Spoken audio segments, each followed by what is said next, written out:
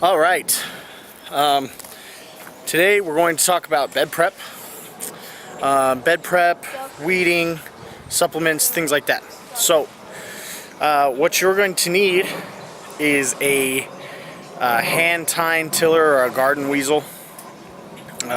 Same thing. A digging fork. You'll need compost, and you'll need fertilizer. You'll also need a bucket.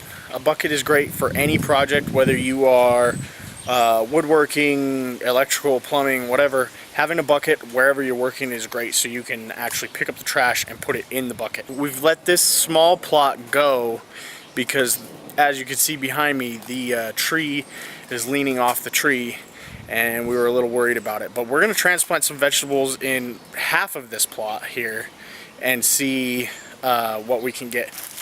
As you can see here, we have a bunch of weeds, and we're going to go through some of these. Now, weeds aren't necessarily a bad thing. It means there's life in the soil, so obviously things can grow there. If there's nothing growing in your soil, it's not necessarily good soil. So if there's nothing growing in your soil, there's obviously something's wrong with the soil, and you shouldn't try to grow veg in there. So we'll go over some of these weeds here. Now, it's important to know what you're dealing with. For instance, this little guy here is kind of a bindweed type plant. It crawls up, and you can see it's got a whole bunch of seeds here. It blooms, crawls. The biggest mistake I made with this plant here is the first time I did this little plot, I tilled it without any sort of weeding beforehand. And if you till it before you weed it, what happens is every time this thing breaks and is inserted back into the ground, it grows again. It grows another one. This type of weed is rhizomus. So not only is it going to grow from seeds and things like that, let's see if we have any in there. Yeah, not only is it going to grow from seed, as you can see here, I'm dropping some, which isn't good. Not only is it going to grow from seed, every time you chop it up and lay it back in the ground with your tiller, you're just creating clones, and that's a pain in the neck. Let's go to this guy right here. Everybody loves these super pokey stuff, especially for kids. It's kind of a pain in the neck. But my kid's number one job or chore is actually weeding, and I'll show you what I would show them. So if they have gloves, that's great. Sometimes depending on where you are, gloves don't even protect you from these little barbs. What you can do, quick tip for the kids, you can find a stick and you can shave the bottom there.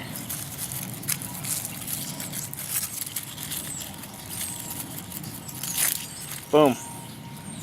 Nothing else gonna poke you. There you go. And actually, this type of weed, I can literally take and what I'll do is I'll put it in my mulch over here, because as soon as the sun hits the roots, it's gonna die off. Anything that I see with seeds on it, I like to put in the bucket.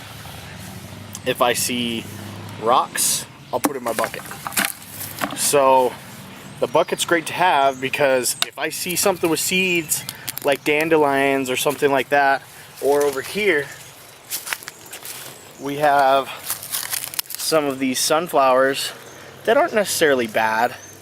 They do actually attract a lot of life into the garden, and anybody knows life into the garden is better than life out, and it will attract birds and bugs, and that will help us to keep down on aphids and things like that. So we can leave these sunflowers, but something like dandelions, where the flower head is spreading seeds similar to sunflowers, what we want to do is we want to pull those dandelions out, and we're going to put them in the bucket.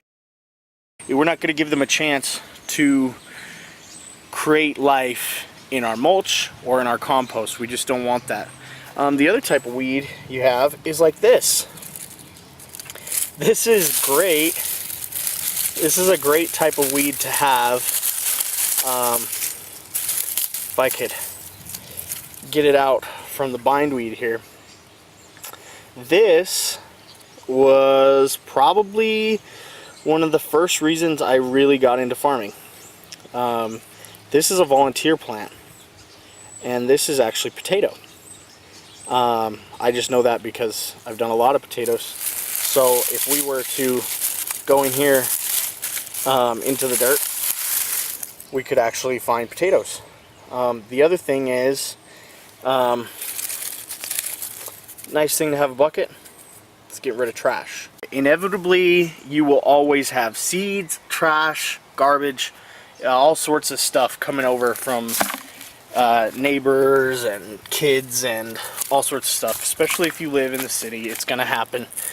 A lot less in the country, but still happens. In our big plot, I find glass bottles all the time from people throwing them on the side of the road. See, and I love picking stuff up like this because I find stuff like this.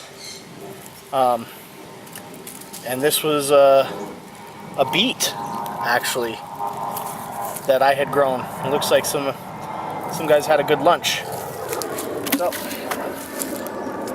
So yeah, so basically what we're going to do here is we're going to go around and pick the big weeds, and then we're going to take care of the smaller weeds in another way, and I'll show you how to do that.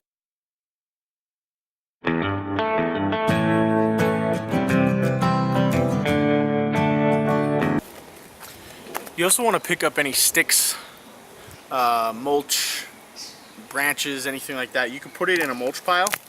Mulch is great to have for weed suppression. So keep that stuff around.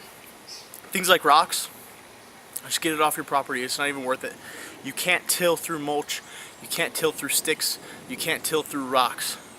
But the nice part is where you don't want to till, the mulch works great. So keep that stuff around.